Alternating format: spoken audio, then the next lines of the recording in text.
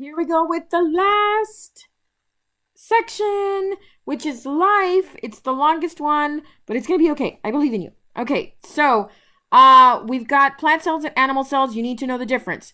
They both have nucleus and mitochondria. Animal cells are going to have small vacuoles, while plant cells will have large vacuoles and a cell wall and chloroplast. Animal cells will not have a cell wall or chloroplast because they don't do photosynthesis. Down here at the bottom, I'm not going to spend too much time on this because you need to study it on your own. You need to know number 2, 3, 7, and 9 for sure. If I had to bet money, that's what I would guess that they would ask about. So remember mitochondria, vacuole, chloroplast, and nucleus.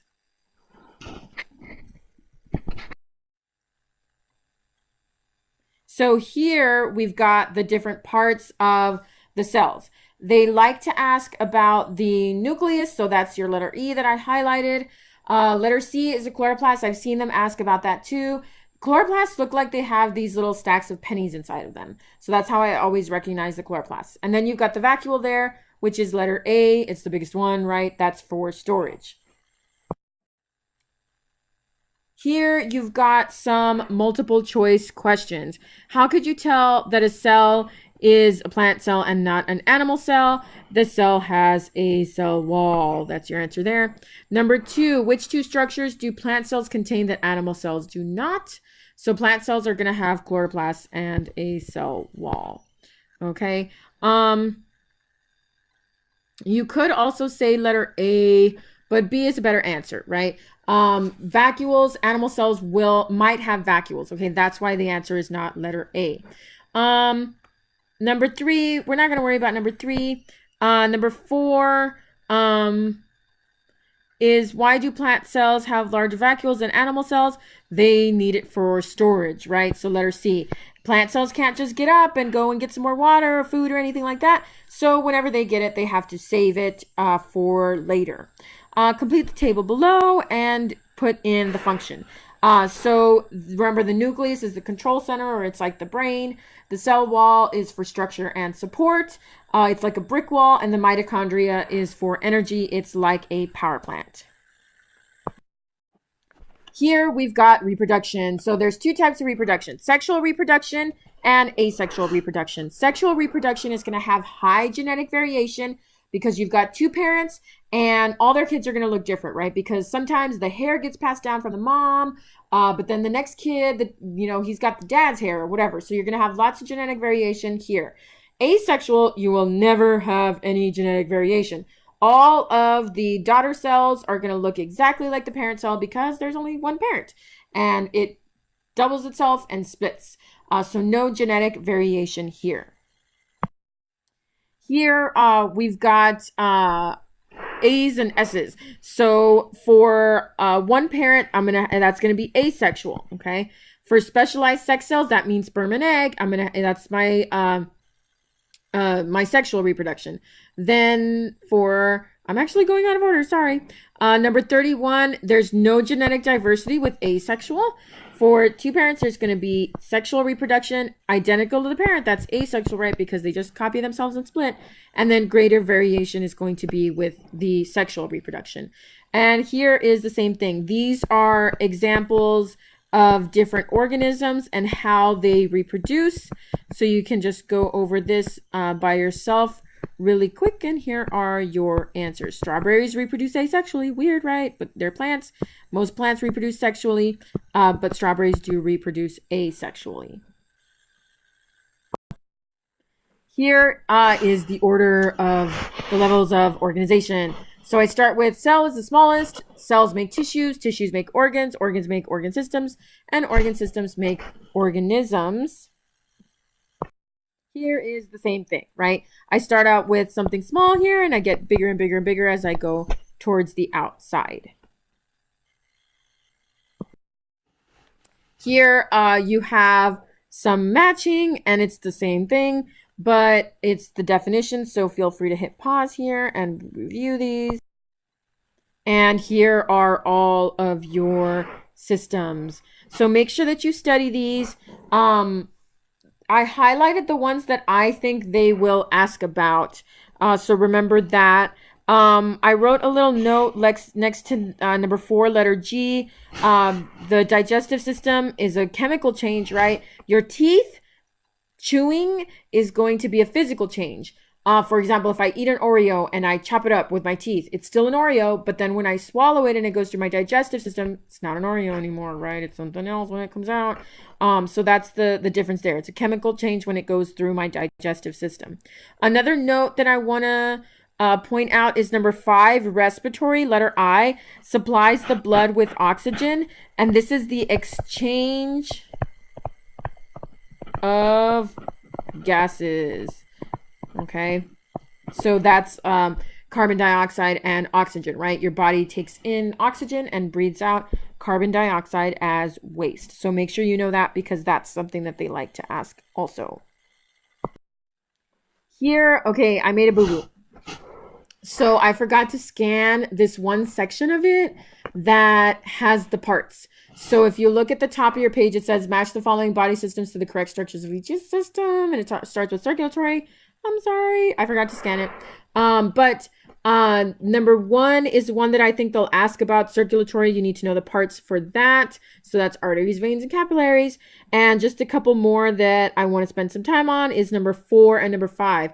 4 is digestive. So I've got stomach, intestines, and liver. And then 5 is respiratory. This is one I also see that they like to ask about: lungs, trachea, and bronchi. So while you're studying this section, which while you should study the whole thing, I would focus on that a little bit more. Then I have some how these work together, right? Skeletal and muscular will help with movement. Excretory and digestive help you get rid of waste. And then respiratory and circulatory are going to transport oxygen and CO2. And then I've got some questions here that you can go through. So here, number 1 says not part of the excretory system. Excretory has to do with your bladder, urethra, and kidney. Your trachea is your respiratory. Number 2, what's not a part of the digestive is your ribs. That's your skeletal. And then number 3, not part of your respiratory is the pancreas. The pancreas is part of your endocrine system and hormones. And number 4, what's not part of the muscular, your gallbladder, is actually what stores bile. Okay. Now, heredity. Inherited traits are going to be passed down from the parents, and acquired traits are going to be something that you get. There's some examples of things that you can get with your parents and things that you don't get from your parents, right? Muscle size, you have to work out. Learning to ride a bike, you have to practice, right? Learning to read, same thing, you have to practice. Natural selection, all about Darwin and the Galapagos Islands and the finches that he looked at, right? And the whole point of this is the ones with the stronger traits, the desirable traits, are the ones that are going to live and they are going to reproduce. That's the whole point of this, right? The why this is important is all about living long enough to reproduce. And the ones with the desirable traits will live longer. They'll have more babies. They'll get to pass on their traits more. And then the guys with the undesirable traits are going to die off, and they're not going to get to pass down their genes. So we've got 3 types of adaptations: structural, behavioral, and physiological. So structural is super easy to see. Like, you look at the moose and you see that it has long legs because it spends a lot of time in swamps. And so it needs to walk around in these soggy areas, right? And keep its head up above the water. And so that's structural. It's easy to see. Behavioral is how something acts. And physiological is going to be part of its body, kind of like structural, but it's not as easy to see. It's going to be inside the body. Like, this snake makes venom. That's inside the body. Or when a spider can make silk to make its webs, that's inside the body that it can do that. Selective breeding is when we select who breeds, or it's unnatural selection, right? We are deciding who has the desirable traits, and so we want the puppies that are cute and stuff like that, or we want the crops that have, corn that's sweet instead of not sweet, and so we make those plants reproduce so that the next generation is even sweeter. Here are some definitions. Autotrophs, very important. They make their own energy from the sun. So this is an example of photosynthesis.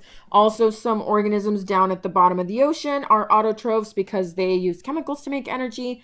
Heterotrophs are consumers. They get energy from someone else. In other words, they're consumers, right? They eat something else. And so I have some examples here of autotrophs and heterotrophs. If it does photosynthesis, it's an autotroph, right? And then here we've got some multiple choice things that you can go over here. That's pretty easy and straightforward. So here, basic definitions, right? Producers are autotrophs. They're plants. They're going to have chloroplasts. Consumers are heterotrophs like omnivores, carnivores, herbivores. And then decomposers are recyclers, right? They break down stuff like worms and fungi. Here, this is easy. I'm not going to give you the answers to this, right? Abiotic is non-living. Biotic is living. For food chains here, I just did some examples using this food web that you have on the right-hand side. Which organisms feeds on the largest variety of organisms in the food web? Hawks, right? They are going to feed on a lot of organisms. And remember, biodiversity. I want an ecosystem to be very biodiverse, lots of different animals, so that if something happens, there's backup, right? There's other food, there's other predators that will keep the ecosystem sustainable. It'll keep it lasting.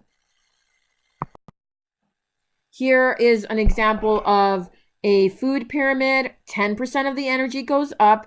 And so you start with the cabbage leaves that are the producer, the primary consumers, which are now going to be heterotrophs, right? The leaves are autotrophs, and then the caterpillar, the bird, and the owl are all heterotrophs. We got my primary, secondary, and tertiary consumers.